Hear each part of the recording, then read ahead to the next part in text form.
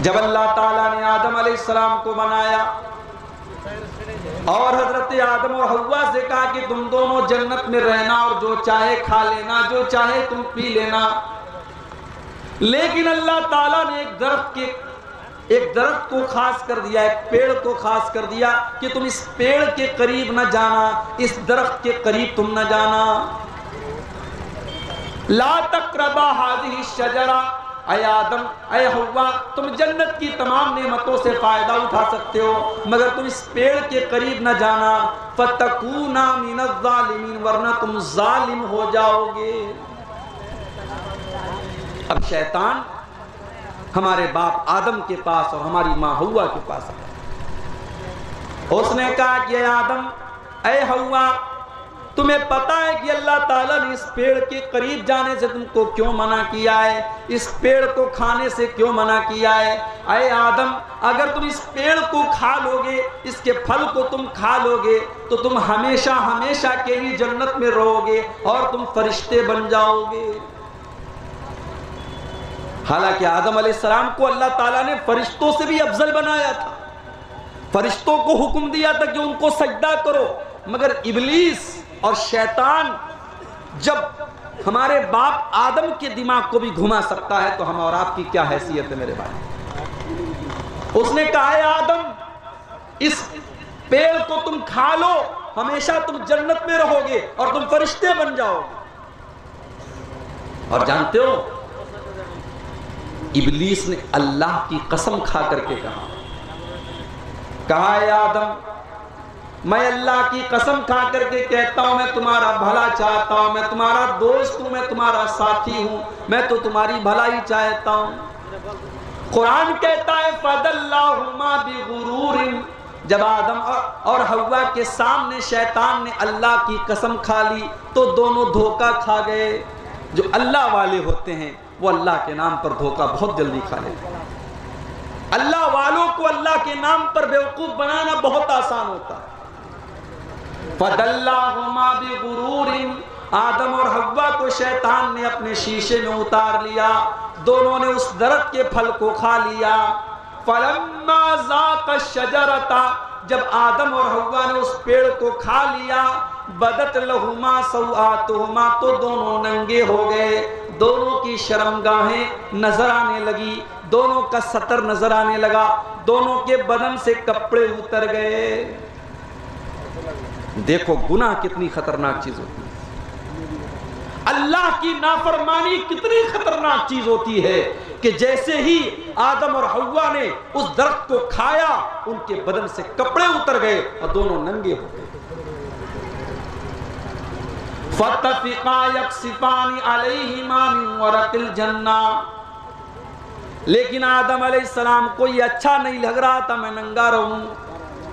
حضرت حوا کو یہ اچھا نہیں لگ رہا تھا میں ننگی رہوں، ان دونوں نے جنت کے پتوں کو توڑ توڑ کر کے اپنے آپ کو ڈھانکنا شروع کر دیا۔ پتہ یہ چلا کہ آدم اور حوا نے اپنی اولاد کو یہ پیغام دیا کہ تم ننگے مت رہنا، ننگے رہنا یہ انسان کی پہچان نہیں ہے، یہ جانور کی پہچان ہے۔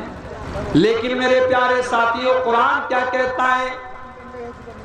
قرآن یہ کہتا ہے کہ آدم اور حوا نے اللہ کی بارگاہ میں یہ دعا کی، ربنا ظلمنا انفسنا وَإِن لَّمْ تَغْفِرْ لَنَا وَتَرْحَمْنَا لَنَكُونَنَّ مِنَ الْخَاسِرِينَ۔ اے اللہ، اے ہمارے پروردگار، ہم نے یہ گناہ کر کے، ہم نے یہ خطا کر کے، ہم نے یہ غلطی کر کے اپنی جان کے اوپر ظلم کیا ہے، ہم نے اپنے اوپر اتیاچار کیا ہے۔ وَإِن لَّمْ تَغْفِرْ لَنَا، اور اگر تو نے ہم کو معاف نہیں کیا، وَتَرْحَمْنَا، اور اگر تو نے ہم پر رحم نہیں کیا، لَنَكُونَنَّ مِنَ الْخَاسِرِينَ، تو اے اللہ ہم بہت بڑے نقصان اٹھانے والوں میں سے ہو جائیں گے، ہم بہت بڑے خسارہ اٹھانے والوں میں سے ہو جائیں گے۔ ایک طرف حضرت آدم سے غلطی ہوئی، انہوں نے توبہ کی، انہوں نے اللہ سے معافی مانگی، اور جب ابلیس سے غلطی ہوئی، ابلیس نے جب گناہ کیا، ابلیس نے جب اللہ کے حکم کے باوجود حضرت آدم کو سجدہ نہیں کیا اور اللہ نے پوچھا کہ تو نے آدم کو سجدہ کیوں نہیں کیا، تو ابلیس نے معافی نہیں مانگی، ابلیس نے توبہ نہیں کی، ابلیس نے کیا کہا؟ انا خیر منہ، قال انا خیر منہ خلقتنی من نار وخلقتہ من طین۔ ابلیس نے کہا اے اللہ میں آدم کو سجدہ نہیں کر سکتا،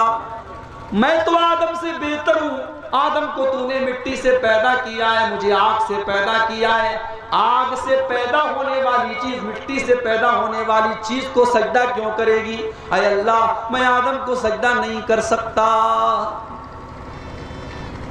اللہ نے فرمایا ما لک ان تتکبر فیہا، تو تکبر کر رہا ہے، تو اہنکار کر رہا ہے، تو گھمنڈ کر رہا ہے، تو جنت میں رہ کر کے تکبر نہیں کر سکتا، تو اللہ کی بارگاہ میں رہ کر کے تکبر نہیں کر سکتا، فخرج منہا، تو نکل جا ہماری بارگاہ سے، تو نکل جا جنت سے۔ اللہ نے ابلیس کو جنت سے نکال دیا اور قیامت تک کے لیے ابلیس کو شیطان بنا دیا، لعنتی بنا دیا۔ تو گناہ شیطان نے بھی کیا اور غلطی آدم سے بھی ہوئی، مگر شیطان اپنے گناہ کے اوپر ڈٹا رہا اور آدم نے توبہ کی۔ تو ہم آدم کی اولاد ہیں میرے بھائیوں، ہمیں توبہ کرنی چاہیے، ہمیں اللہ سے معافی مانگنی چاہیے۔ اسی لیے اللہ کے پیارے نبی فرماتے ہیں کل بنی آدم خطاء، تمام آدم کی اولاد غلطی کرتی ہے، آدم کی تمام اولاد سے غلطی ہوتی ہے، وَخَيْرُ الْخَطَّائِينَ التَّوَّابُونَ، اور آدم کی سب سے بہترین اولاد وہ ہے جو توبہ کر لے، جو اللہ سے معافی مانگ لے۔ او میرے نوجوان ساتھیو، رات کو 2 بجے تک موبائل میں لگے رہنے والے میرے بھائیو، میری نوجوان بہنوں، موبائل کے اوپر لگی رہنے والی میری بہنوں میرے بھائیو، اللہ کی بارگاہ میں توبہ کیا کرو، کچھ ایسا ٹائم فکس کر لو، کچھ ایسا وقت اللہ کی بارگاہ میں نکالو جب ہم ہو اور اللہ کی ذات ہو اور ہماری آنکھوں سے آنسو نکل رہے ہوں، ہم اللہ کی بارگاہ میں اللہ سے معافی مانگیں۔ اگر ہم سچے دل سے معافی مانگیں گے اللہ معاف کر دے گا۔ کہتے ہیں نا صبح کا بھولا شام کو لوٹ آئے تو اسے بھولا نہیں کہتے۔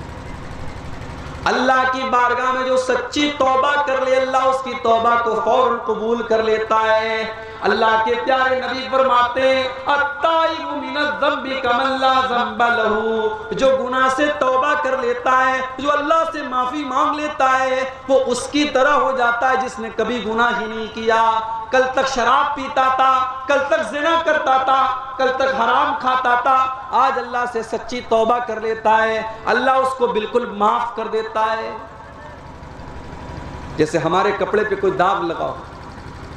اب اس کو ڈٹرجنٹ لگا کے واشنگ مشین میں ہم رگڑ رگڑ کے دھو دیں تب بھی داغ کا کچھ نہ کچھ اثر تو باقی رہ جاتا ہے، مگر جو سچے دل سے توبہ کر لیتا ہے اللہ کے پیارے نبی کہتے ہیں کہ اس داغ کا کوئی اثر بھی اس کے اوپر باقی نہیں رہتا ہے، اللہ تبارک و تعالیٰ اس کو بالکل بے داغ کر دیتا ہے۔ تو سچی توبہ کرو اللہ کی بات۔ اللہ نے فرمایا وَسَارِعُوا إِلَىٰ مَغْفِرَةٍ مِّن رَبِّكُمْ، میرے بندو تم اللہ کی معافی، اللہ سے معافی مانگا کرو، اللہ سے بخشش مانگا کرو، اللہ سے استغفار کیا کرو، وَجَنَّةٍ عَرْضُهَا السَّمَاوَاتُ وَالْأَرْضُ، اور میرے بندو تم جنت کے لیے دوڑ دھوپ کیا کرو، تم جنت کے لیے محنت کیا کرو۔ آج انسان اپنی روزی روٹی کے لیے کتنی محنت کرتا ہے، صبح سے لے کے شام تک انسان محنت کرتا ہے، خون پسینہ ایک کرتا ہے، کس کے لیے؟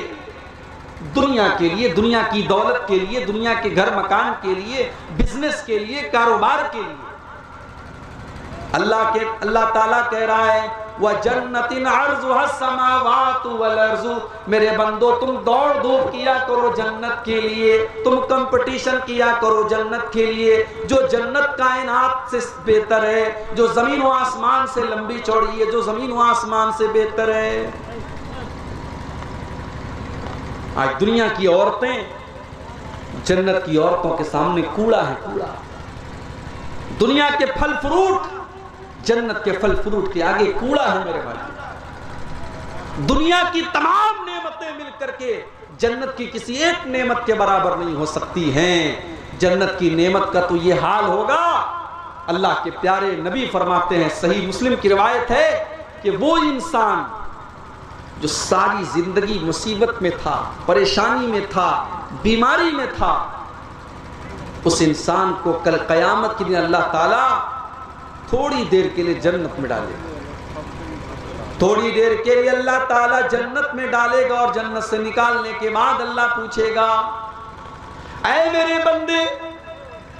ہل رأیت شرًا قط، کیا تو نے کبھی اپنی زندگی میں کوئی مصیبت دیکھی ہے، کوئی پریشانی دیکھی ہے، کوئی دکھ دیکھا ہے، کوئی تکلیف دیکھی ہے؟ وہ بندہ جو ساری زندگی پریشانیوں میں تھا، مصیبتوں میں تھا، بیماریوں میں تھا، تکلیفوں میں تھا، وہ بندہ کہے گا ما رأیت شرًا قط، اے اللہ میں نے اپنی زندگی میں کبھی کوئی دکھ نہیں دیکھا، کبھی کوئی پریشانی نہیں دیکھی۔ سب ٹھاٹ پڑا رہ جائے گا جب لاد چلے گا بنجارا۔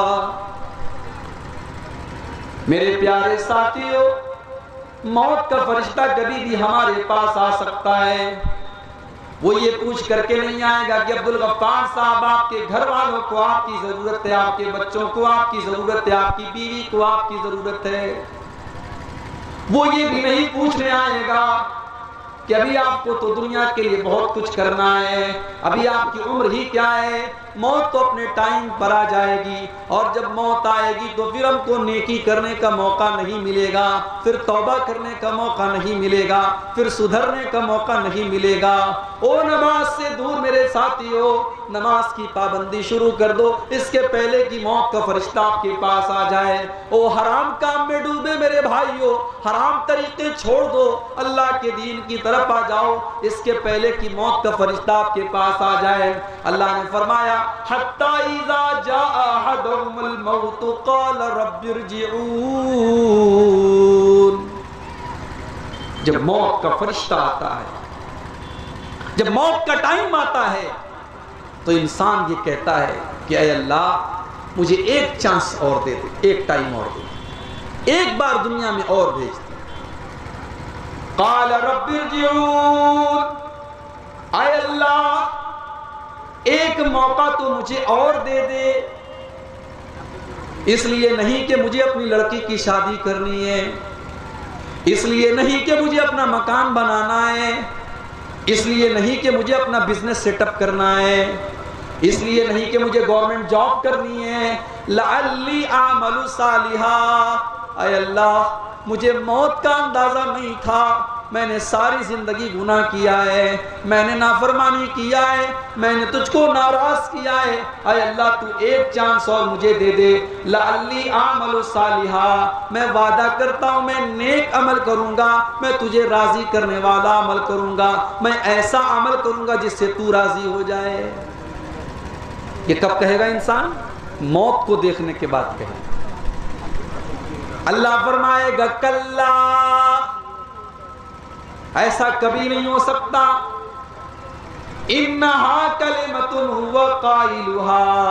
اے میرے بندے یہ تو بس تیرے منہ سے نکلنے والی ایک بات ہے، تو آج کہہ رہا ہے اگر ہم تجھے دوبارہ دنیا میں ڈال دیں گے پھر تو وہی کام کرے گا، یہ تو بس تو بات ہی بات کر رہا ہے۔ وَمِن وَرَائِهِمْ بَرْزَخٌ إِلَىٰ يَوْمِ يُبْعَثُونَ، اور اے میرے بندے اب تیرے پاس موت کا ٹائم آ چکا ہے، اب تو تجھے برزخ میں جانا ہے، اب تو تجھے قبر میں جانا ہے، اب تجھے دنیا کی کوئی طاقت روک نہیں سکتی ہے۔ موت وہ چیز ہے میرے بھائی، آج تو ہم اور آپ اتنے کٹھور دل ہو چکے ہیں کہ قبروں کو دیکھ کر کے اور موت کو دیکھ کر کے بھی ہمارے رونگٹے کھڑے نہیں ہوتے، ہمیں موت یاد نہیں آتی۔ قبرستان میں بیٹھ کر کے لوگ جوا کھیلتے ہیں، قبرستان میں بیٹھ کر کے لوگ شراب پیتے ہیں، قبرستان میں بیٹھ کر کے لوگ حرام کام کرتے ہیں، اتنا سخت دل ہو چکا ہے انسان۔ ارے قبرستان تو وہ جگہ ہے جہاں پر ہمارے باپ دادا دفن ہیں، ہمارے مردے دفن ہیں، اور قبرستان وہ جگہ ہے جہاں دیکھ کر کے ہم کو موت یاد آنی چاہیے۔ اللہ کے نبی کہا کرتے تھے، او لوگوں میں نے تم کو قبرستان جانے سے منع کیا تھا، میں نے تم کو قبروں کی زیارت سے منع کیا تھا، لیکن تم قبروں کی زیارت کیا کرو، تم قبرستان جایا کرو، فَإِنَّهَا تُذَكِّرُكُمُ الْآخِرَةَ، اس لیے کہ قبرستان جانے سے موت کی یاد آتی ہے، آخرت کی یاد آتی ہے۔ ابن ماجہ کی روایت ہے، ایک انصاری صحابی کا جنازہ ہے، جنازے کو قبر میں اتارا جا رہا ہے، اللہ کے نبی ایک سائیڈ میں بیٹھے ہوئے ہیں، آپ کے صحابہ بھی آپ کے ساتھ بیٹھے ہوئے ہیں، اللہ کے نبی بالکل خاموش ہیں، صحابہ بھی بالکل خاموش ہیں، اور جنازے کو قبر میں اتارا جا رہا ہے۔ اللہ کے نبی کی آنکھوں سے آنسو بہنے لگتے ہیں، اللہ کے نبی رونے لگتے ہیں، اور اتنا روتے ہیں حتی بلت سرا، آپ کے آنسوؤں سے وہاں کی زمین تر ہو جاتی ہے، وہاں کی زمین بھیگ جاتی ہے، اور آپ یہ فرماتے ہیں لِمِثْلِ هَذَا فَأَعِدُّوا يَا إِخْوَانِي، اے میرے صحابہ اس قبر میں تم کو جانا ہے، اس قبر کی تم تیاری کرو، یہاں تم سب کو آنا ہے، اس جگہ کی تم تیاری کر لو۔ قبر میں کیا کام آئے گا میرے بھائی؟ ہمارے بچے تو ہمارے کام نہیں ہیں، ہماری بیوی تو ہمارے کام نہیں ہے، ہماری دولت ہمارا مال ہمارے کام نہیں ہے۔ وہاں اگر کام آئے گا ہمارے اعمال کام آئیں گے، ہماری نیکیاں کام آئیں گی،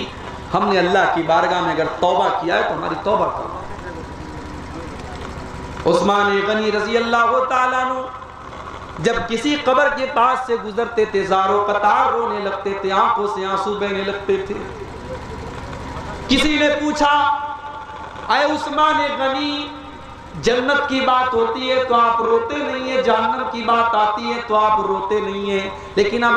جب آپ کسی قبر کے پاس سے گزرتے ہیں تو رونے لگتے ہیں، کیا بات ہے؟ عثمان غنی کہتے ہیں، او لوگو، میں نے اپنے پیارے نبی کو یہ فرماتے ہوئے سنا ہے، ان القبر اول منزل من منازل الاخرہ، بے شک یہ قبر آخرت کی پہلی منزل ہے، جس نے اس منزل کو پار کر لیا اس کے لیے آگے کی منزلیں آسان ہیں۔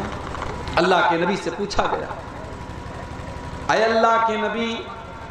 سب سے افضل مومن کون ہے؟ افضل کا مطلب سرووتم،